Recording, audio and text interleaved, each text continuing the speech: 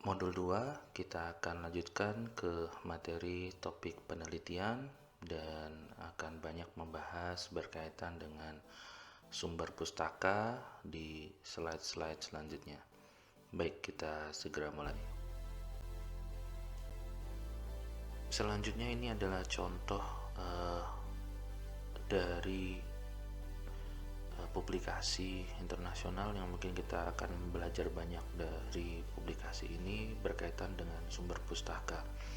Jadi di sini akan ada contoh, saya coba ambil dari judul publikasi ini, kemudian ada beberapa penulis dan juga ada keterangan dari jurnalnya dan juga berkaitan dengan informasi di jurnal tersebut.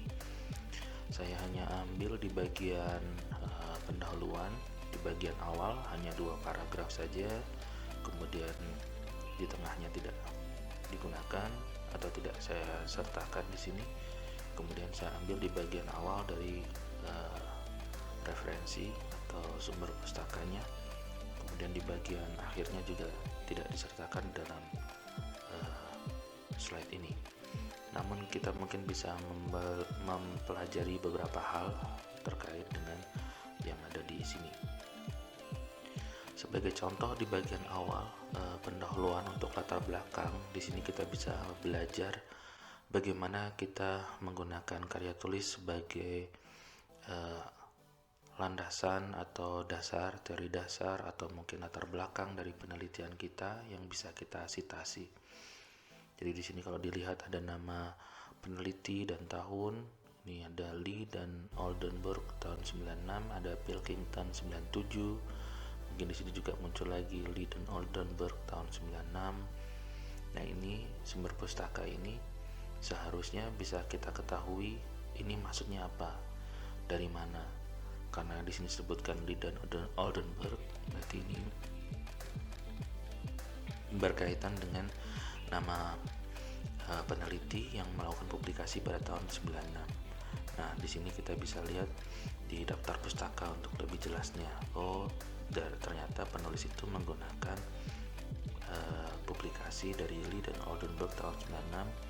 Detailnya adalah di sini kita lihat ada nama penelitinya. Ada nama penelitinya yang lebih lengkap dan juga tahunnya sama 96, kemudian ada judul publikasinya, kemudian ada jurnal, ada volume dan juga ada halaman.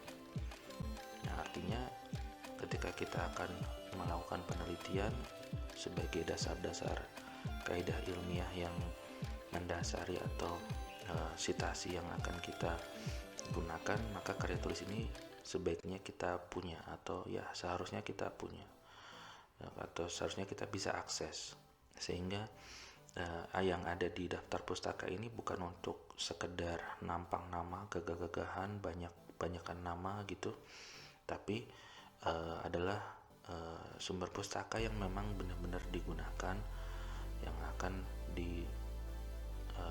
digunakan citasinya yang ada di dalam teks. Ini contohnya pendahuluan, mungkin ada subchapter atau chapter lain di halaman selanjutnya yang menggunakan nama-nama yang lain, itu juga harus ada. Dan yang ada di sini semuanya harus bisa dilihat sumber pustakanya dengan jelas. Jangan sampai disebutkan di sini tapi di sini tidak ada, atau sebaliknya di sini ada tapi di sini tidak ada. Jadi itu beberapa hal. Di sini juga mungkin ada nama Shearer 2005, dan di sini kalau huruf S dan P Pilkington mungkin di halaman selanjutnya. Tapi ini contohnya yang paling sederhana adalah ini. Maka di bagian awal penelitian kita memerlukan studi literatur, dan berharap yang kita baca itu adalah hal-hal yang menunjang atau berhubungan fokus dengan penelitian kita. Sebagai contoh untuk judul ini, untuk studi inversi data magnetik misalkan, nah ini peneliti atau penulis-penulis di sini memiliki sumber referensi yang ada di sini, yaitu misalkan mulai membaca Blakely, Demny, dan Miller dan seterusnya. Kemudian dari beberapa hal tersebut ada beberapa kalimat atau hasil penelitian yang bisa digunakan untuk menunjang karya tulis itu. Oke, kita selanjutnya akan coba lihat contoh dari pendahuluan ini ke dalam beberapa kalimat yang mungkin nanti bisa digunakan untuk pembelajaran, kurang lebih memperjelas penjelasan kali ini, mengapa kita menggunakan referensi dan tujuannya apa, dan bagaimana cara menuliskannya di bagian teks dan juga di bagian daftar pustaka.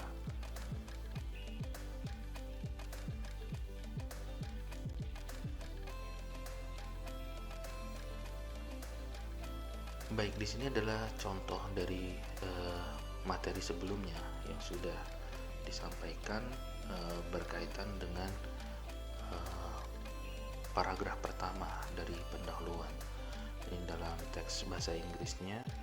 Ya, secara umum kalau kita coba baca perlahan-lahan, ini ide paragraf tersebut berkaitan dengan aplikasi magnetik yang mungkin dihubungkan dengan algoritma pemodelan termasuk parameter magnetik batuan. Jadi kalau mau disingkat lagi, itu berhubungan dengan aplikasi magnetik dengan algoritma pemodelan. Atau yang kalau mau lebih singkat lagi, yaitu aplikasi magnetik. Jadi pada satu paragraf ini ada satu ide besar, yaitu berkaitan dengan aplikasi magnetik dan mencoba diperluas menjadi hal-hal yang seperti ini. Intinya adalah dari sini kita belajar kalau kita menyusun dari paragraf, kita harus tahu apa yang mau disampaikan dalam paragraf tersebut, idenya apa, kemudian kita bisa tentukan pointernya dulu, kata pointernya dulu, kemudian kita coba rangkai kalimat-kalimatnya. Oke, di sini kalau tidak salah ada 6 atau 7 kalimat. Mungkin kita akan coba bahas kurang lebih dengan terjemahan kasar seperti ini. Jadi kalimat-kalimat awal pada bagian pendahuluan itu kurang lebih bicara tentang interpretasi kualitatif dari data magnetik dengan inversi sebagai distribusi umum dari suseptibilitas magnetik telah memberikan peran semakin penting pada eksplorasi mineral dalam beberapa tahun terakhir. Ini kalimat pendahuluan. Kemudian kalimat ini yang cukup panjang ini diperjelas dengan kalimat selanjutnya.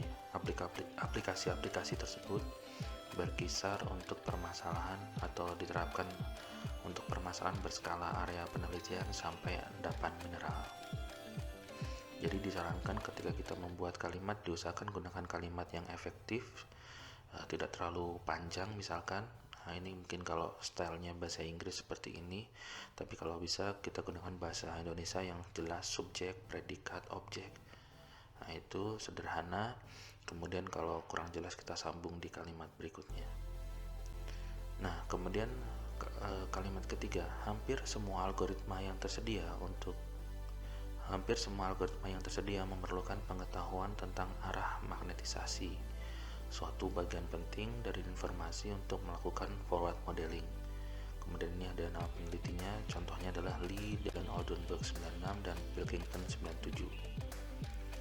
Kemudian kalimat keempat, pada banyak kasus-kasus, ini tidak saya teruskan, jadi Anda bisa baca sendiri. Nah, dari sini kita melihat bahwa kalimat 1 dan 2 ini relatif sebagai overview atau summary dari yang sudah penulis pelajari. Jadi berkaitan dengan interpretasi kualitatif data magnetik yang semakin penting digunakan pada eksplorasi mineral. Aplikasinya tersebut digunakan untuk masalah pada skala yang kecil sampai besar, kurang lebih seperti itu. Nah, kemudian dia mencoba mendukung apa yang sudah dijelaskan di kalimat sebelumnya itu dari hasil penelitian orang lain. Nah, karena di sini disebutkan beberapa tahun terakhir, nah, berarti mungkin dia akan menggunakan penelitian dari beberapa tahun terakhir. Jadi ada algoritma yang tersedia itu memerlukan pengetahuan ini berdasarkan publikasi Lee dan Oldenburg tahun 96, Pilkington 97. Nah, dari sini kita mengetahui bahwa sitasi ini bisa digunakan untuk mendukung dasar dari karya tulis kita. Pernyataan ini tidak hanya sekedar opini, tapi setidaknya sudah ada yang melakukan, sudah diperkuat dengan fakta-fakta yang tidak dilakukan di dalam penelitian ini. Jadi kita memerlukan bentuk ini.